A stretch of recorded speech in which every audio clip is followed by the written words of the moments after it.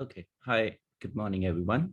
So today we are going to talk about important topic of strategic change management, which is the perspectives of change. So we'll start with understanding the different perspectives of strategic change management. In general, strategic change management is a critical component of any major transformation.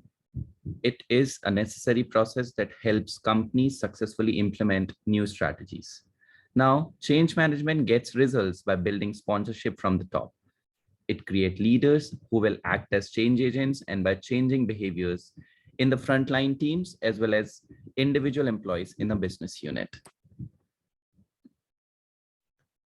Let's start with what is organizational culture. As mentioned in the slide, an employer must first have a good awareness of what culture is in general and what culture is unique to their firm. At the most fundamental level, an organization's culture is founded on principles drawn from fundamental beliefs regarding the following: the nature of men. Is humanity fundamentally good or evil, malleable or immutable, proactive or reactive? An individual's perception of the impact of change are determined by their own vision of it from their own vantage point. Leaders and managers will be looking at the change from their personal point of view within the organization. And what they see below may differ from what members of their staff or their teammates see who are elsewhere within the organization. And their perspective may differ from person to person.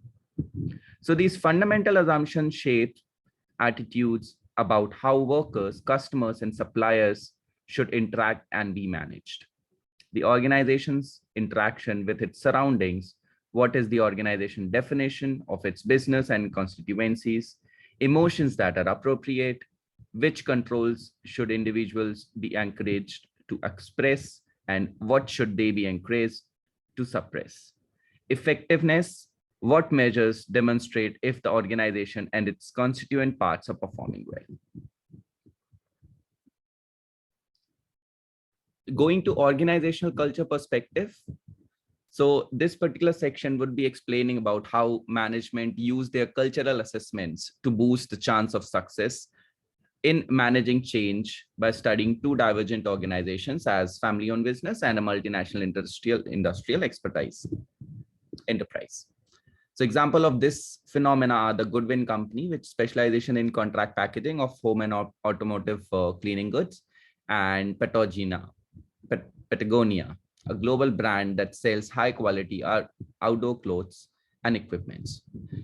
They have used the integrated cultural framework to analyze culture, which they developed from a work of Hofstede and Nuckholm and Strodback. The IFC, which is the Integrated Cultural Framework, has been used to examine culture in a variety of firms and sectors, and it has been subjected to reliability and validity testing measurement dimensions. And these management dimensions include ability to influence. Now, ability to influence means the extent to which an individual of an organization can influence a decision making. Then comfort with ambiguity. It is known as the degree to which members feel at ease with ambiguity and how much they can take that risk. Then achievement orientation, which is a very important point. How aggressive, goal-oriented, and achievement-oriented the team members and the management can be. Then individualism versus collectivism. It is the degree to which there is individual versus group allegiance. Then egalitarianism, the degree to which equal opportunities for progress exist. It is the equal opportunities that are there in the organization. Time orientation, it is known as the degree to which an organization's objective or mission is centered on ideals from the past, the coming future, and the present. Then the last is space orientation, the amount to which the organization's physical layout is public, private, or it is a combination of both. Let's talk about individual and group perspective. When we think of change management, we typically, envision the actions we take, such as communicating, building sponsorship, managing resistance, etc. However, one of the keys to successfully managing change is using an individual change model. That's because understanding how an individual experiences the change is critical for change management activities and interventions to take hold. The Prosky methodology uniquely orients the activities and interventions of change management around an individual model for change to improve outcomes. Now, when we talk about this individual model for change, it is necessary for organizational change management to be effective.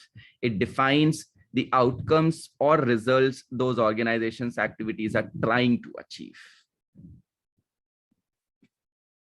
So the necessity for the individual and group change model is that it makes the organization more effective. The individual perspective can be viewed in terms of two broad classifications. The behaviorist category argues that the positive reinforcement will have a positive impact in the organization, whereas the physiologist believes that the external environment and the reason are also the key factors that should be considered. The group change management perspective has two influential changes which are used widely. They include the reward and the incentive programs. And the other influential factor is the level of participation from the employees, with the reasoning and the critical understanding as the core basis. For example, one of the warehouses in the United Kingdom implemented an enterprise resource system. It is known as an ERP system in its business for the effective business performance.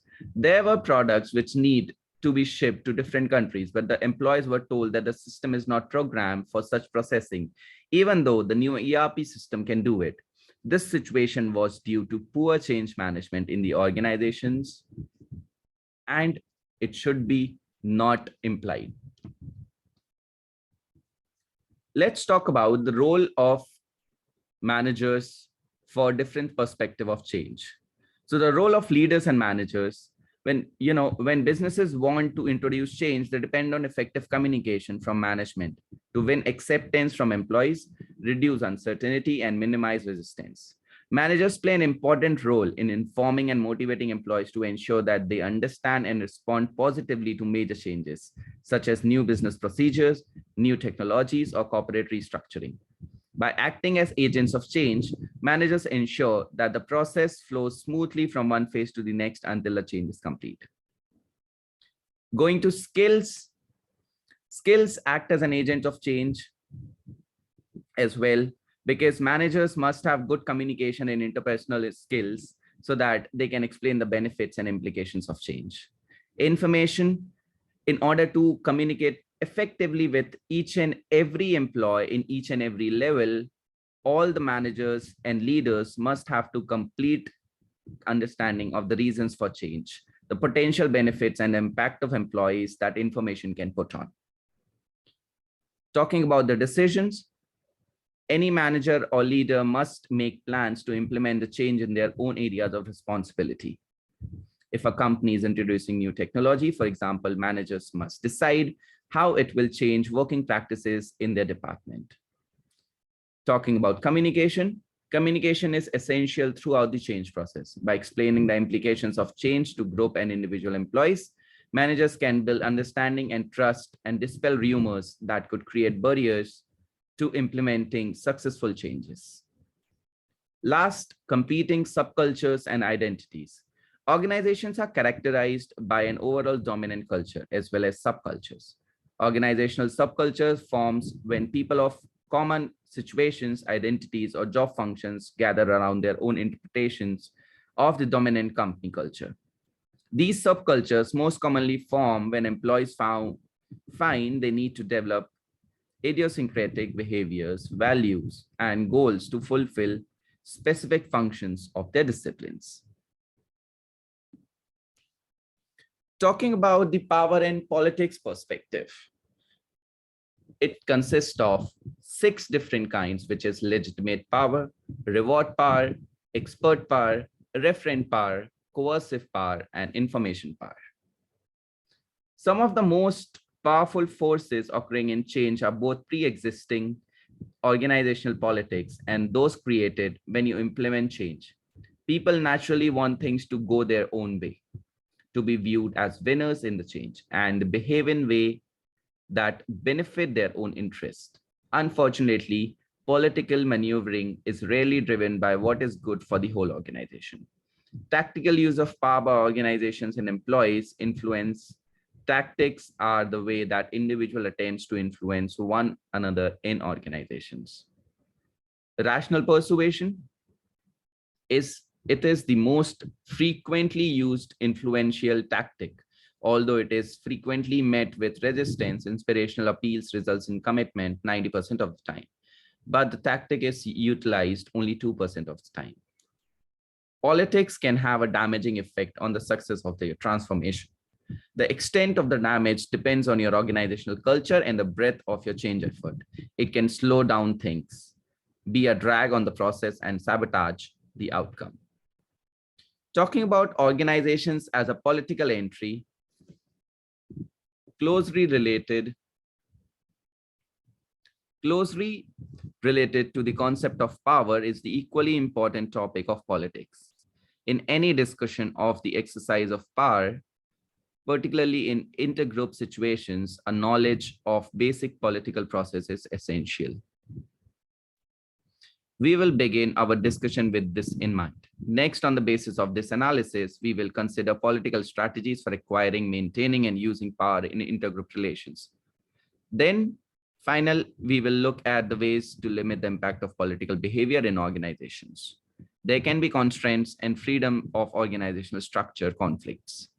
Change can evoke emotions like uncertainty and fear, leaving staff to take their frustrations out on each other. Planning change will fall by wayside without correct planning. There would be setbacks, there would be lack of communication, there would be resistance, and there would be failed embrace as well. Going to the next part, that is organizational's learning perspective. As mentioned, a learning organization displays 5 basic characteristics, which are system thinking, personal mastery, mental models, shared vision, and team learning. A learning organization helps its employees see the big picture, not just what immediately lies ahead, like knowledge management. Change management is a structured approach to shifting or transitioning individual teams and organizations from a current state to a desired future state is known as knowledge management. Dynamics of organizational learning. Organizational learning can be interpreted in terms of a continuum form progresses from a stage of no learning to a complete learning stage. No learning stage is characterized by rigidities, insensitive approaches, or closed attitude towards sharing of realities and experiences. While on the other hand, full learning stage characterizes openness, flexibility, and adaptability towards changing events or experiences. There are several forces or mechanisms which contribute towards establishment of learning organizations. Let's talk about the reflective perspectives. Reflection as a fuel for organizational learning. So reflective practice is central in personal mastery, mental modeling, sharing vision, team learning, and systems thinking. Creating a suitable work environment and time for reflection may be the key to helping practitioners to develop a personal vision and focus their energies in a positive way towards achieving their vision, which is a personal mastery. The mental model should be tested through reflections and inquiry to determine how our views shape our actions and decisions. Shared core values and a common sense of purpose should also be subjected to reflection to expand thinking and define new practices. In team learning, dialogue encourages reflection and inquiry. Systemic thinking integrates all the disciplines into a community in which it is safe and acceptable to engage in reflective conversation and inquiry. Now, on the right-hand side, you can see there's a diagram which is related to the second point, which is reflective practice enabling organizational learning. So reflective practice in turn is the actual way in which reflection is manifested through individual and collective actions within the organizational realm. Reflective practice allows the members of the organization to slow down, to critically evaluate their own thinking, but also to investigate the shared collective assumptions and expectations, as well as the institutionalized rules and routines.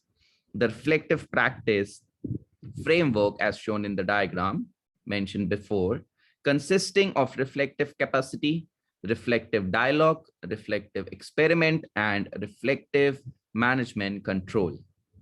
It is all based on the organizational learning theories, like theories of reflection and reflective practice practitioners, the process model for sense making, and the tools of management control.